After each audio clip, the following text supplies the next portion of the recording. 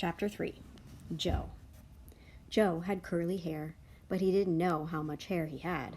He couldn't count that high. In fact, he couldn't count at all. When all of the other children went to recess, Mrs. Jules told Joe to wait inside.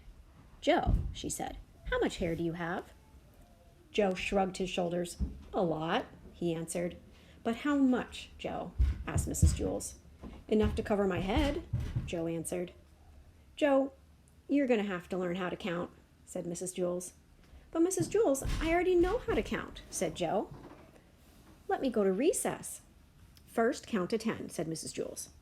Joe counted to 10. 6, 8, 12, 1, 5, 2, 7, 11, 3, 10. "No, Joe, that is wrong," said Mrs. Jules. "No, it isn't," said Joe. "I counted until I got to 10. "But you were wrong," said Mrs. Jules. "I'll prove it to you." She put 5 pencils on his desk. "How many pencils do we have here, Joe?" Joe counted the pencils. 4, 6, 1, 9, 5. "There are 5 pencils, Mrs. Jules." "That's wrong," said Mrs. Jules. "How many pencils are there?" Joe asked. 5, said Mrs. Jules. "That's what I said Joe. "May I go to recess now?" "No," said Mrs. Jules. "You got the right answer, but you counted the wrong way. You were just lucky." She set 8 potatoes on his desk. "How many potatoes, Joe?" Joe counted the potatoes. 7, 5, 3, 1, 2, 4, 6, 8. "There are 8 potatoes, Mrs. Jules." "No, there are 8, said Mrs. Jules. "But that's what I said Joe. "May I go to recess now?" "No, you got the right answer, but you counted the wrong way again."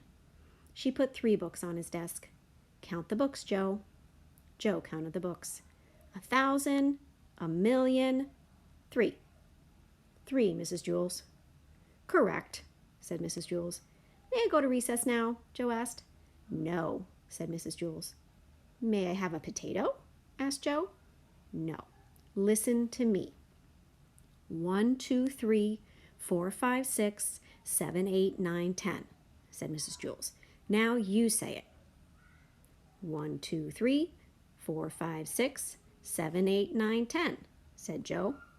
"Very good," said Mrs. Jules. She put 6 erasers on his desk. "Now count the erasers, Joe, just the way I showed you." Joe counted the erasers. 1, 2, 3, 4, 5, 6, 7, 8, 9, 10. "There are 10, Mrs. Jules." "No," said Mrs. Jules. "Didn't I count right?" asked Joe.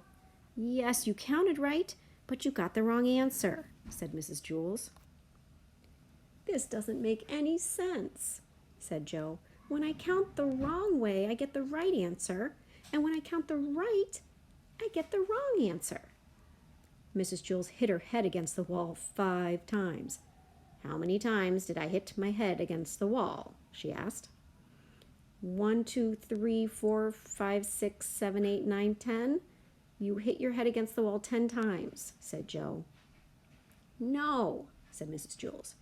4, 6, 1, 9, 5. "You hit your head 5 times, said Joe. Mrs. Jules shook her head no and said, "Yes, that is right." The bell rang, and all the other children came back from recess. The fresh air had made them very excited, and they were laughing and shouting. "Oh, darn," said Joe. "Now I missed recess." "Hey, Joe, where were you?" asked John. "You missed a great game of kickball." "I kicked a home run," said Todd. "What was wrong with you, Joe?" asked Joy. "Nothing," said Joe. "Mrs. Jules was trying to teach me how to count." Joy laughed. "You mean you don't know how to count?"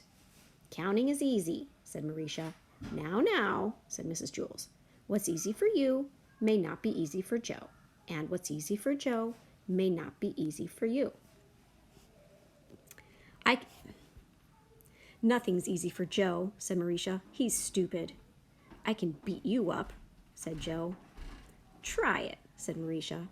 "That will be enough of that," said Mrs. Jules. She wrote Marisha's name on the blackboard under the word discipline.